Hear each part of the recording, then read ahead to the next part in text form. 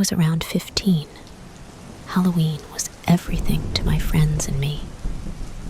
We'd been planning something big that year, a real adventure, something that would give us a story to tell. And we found it in an old house on the outskirts of town. Everyone knew about it. The one with the broken windows and crumbling walls that kids whispered about at school. The story went that it was haunted by the spirit of a young girl who disappeared there, her face forever etched in one of the attic windows. People swore that if you looked closely, you'd see her staring back at you. We were nervous, but none of us wanted to admit it. We all met up just after dark, each of us armed with flashlights, backpacks with snacks, in case we had to camp out to survive, we joked, and an almost foolish amount of bravery. The moon was hidden behind thick clouds, and the whole world felt muted, like something was just waiting. We made our way through the overgrown path, listening to our footsteps crunching on the dead leaves as we walked in silence. The house loomed in front of us, its front door slightly ajar, creaking with every gust of wind as if beckoning us inside. As we entered, the air grew colder, and the silence was absolute, thick enough that we could hear each other's breathing. We stood there for a minute, taking in the peeling wallpaper, broken furniture, and the shadows dancing in the corners. The plan was to split up, to see if we could find anything unnatural. I headed toward the kitchen with my friend Mark. The kitchen was a mess, as though someone had left in a hurry. Drawers open, old cans and broken glass scattered around, and a rusted fridge that creaked when we touched it. Suddenly, Mark pointed to the far corner. "Did you see that?" he whispered. I turned my flashlight, but there was nothing, just a tangle of shadows. He swore he saw something move, a flicker of white slipping behind the counter, but we brushed it off. Nerves, nothing more. Meanwhile, the rest of our friends had gone deeper into the house. We all had walkie-talkies and kept in touch, mostly to keep each other calm and throw out the occasional joke to ease the tension. But then, out of nowhere, static crackled over the line, and we heard a low, garbled voice whispering words we couldn't quite make out. We froze. I clicked the button, calling out to the others, but there was no response, just that strange whispering. Feeling uneasy, Mark and I decided to find the others. We stepped into the main hallway, but it was different somehow, longer than it had seemed when we'd come in, with shadows that felt like they were closing in. We walked cautiously, calling out for our friends, but all we heard was the echo of our own voices. Just then, we heard footsteps above us, slow, heavy, deliberate footsteps, as if someone was pacing, and the floor creaked in response. We looked at each other, faces pale in the dim glow of our flashlights. "Who's upstairs?" I called out, but there was no answer. Just the footsteps, moving closer to the top of the stairs. We bolted to the foot of the staircase, determined to find out if it was one of our friends playing a trick. But when we looked up, no one was there. The footsteps had stopped, but we felt something. A presence, heavy and oppressive, like someone or something was watching. Just as we were about to head up, a scream echoed through the house, shrill and terrified, and it came from the attic. It was Anna, one of the bravest in our group, and the sound of her scream was enough to make our blood run cold. Mark and I raced up the stairs, practically tripping over ourselves in our haste. We found the attic door slightly open, and when we pushed it open all the way, the air hit us like a wall, stale, cold, and filled with the metallic tang of something unexplainable. Anna stood frozen in the middle of the room, her flashlight pointed at a figure in the corner. A faint silhouette, almost human, but not quite. It was as if the shadows had come together to form the shape of a person, with hollow eyes that seemed to look right through us. As we watched, it raised a hand, reaching toward Anna. I grabbed her arm, pulling her back, and in that instant, the figure dissolved, fading into the shadows. We didn't wait around after that. We ran, all of us, practically tripping over each other as we raced out of that house and into the night. We didn't stop until we'd made it back to town, huddling under the streetlight, panting and staring at each other, not saying a word for a long time. It took a while before any of us spoke about that night again. When we finally did, each of us remembered something slightly different. Some recalled feeling a touch. Others remembered whispers or seeing a face in the attic window. But we all agreed on one thing. Whatever was in that house, it wasn't something we were meant to find. One Halloween, when I was 16, my friends and I decided to do something we'd only ever dared each other to do in daylight. There was this old, half-burnt-down hospital on the edge of town that people said was haunted.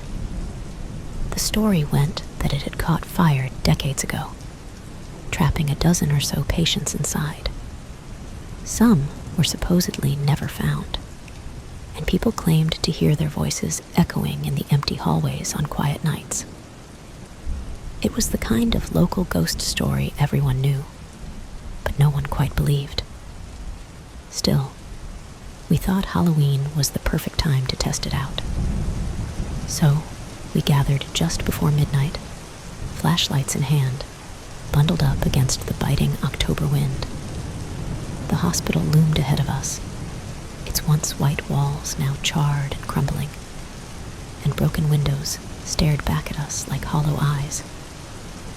As we approached, we saw a no trespassing sign, but we ignored it, exchanging uneasy grins as we climbed through a broken window. The place was a maze of dark hallways and peeling paint. Our footsteps echoed as we made our way inside, the silence around us almost palpable. Dust hung in the air, swirling around our flashlights in lazy patterns. We split into pairs, promising to meet back at the entrance in half an hour, just enough time to see if anything spooky actually happened. I paired with my friend Sarah, and we headed toward what used to be the ICU. The walls were lined with faded medical charts, some with scorched edges, as if the fire had swept right through them. The air was stale, thick with the smell of mold and decay, and the silence seemed to grow heavier with every step we took. As we passed an old nurse's station, we heard a faint noise, like the creak of a door slowly opening. Sarah grabbed my arm, eyes wide, and I tried to laugh it off, telling her it was probably just the wind. But then we heard it again, clearer this time, a slow, dragging sound, almost like footsteps, coming from somewhere down the hall. We froze, staring at each other, and decided to head in the opposite direction. But as we turned, we saw a flicker of movement at the end of the hallway, a dark shape slipping out of sight. Nervously, we whispered into our walkie-talkies, trying to check in with the others. But all we got back was static, followed by a low, whispering sound. It was garbled, impossible to make out, but it sent a chill down my spine. Just then, a loud crash echoed from one of the rooms nearby. We ran toward it, hoping to find our friends, and maybe laugh about the whole thing. But when we reached the room, it was empty, just an overturned gurney lying in the middle of the floor, as if someone had thrown it in a hurry. Meanwhile, we could hear faint voices down the hall, and they sounded like they were calling for help. Sarah and I exchanged a look, both of us thinking the same thing. This wasn't funny anymore. We started to make our way back toward the entrance, only to realize the hallways looked different. We couldn't find the nurse's station we'd passed earlier, and every turn seemed to lead us deeper into the hospital instead of back out. Our flashlights flickered, and the darkness around us seemed to press in closer. Shadows moved along the walls, and every so often, I thought I saw a figure standing just at the edge of the light, watching us. But when I tried to focus, there was nothing there, just empty air. Just when we were starting to panic, a figure appeared at the end of the hall. At first, we thought it was one of our friends, but as we got closer, we realized something was off.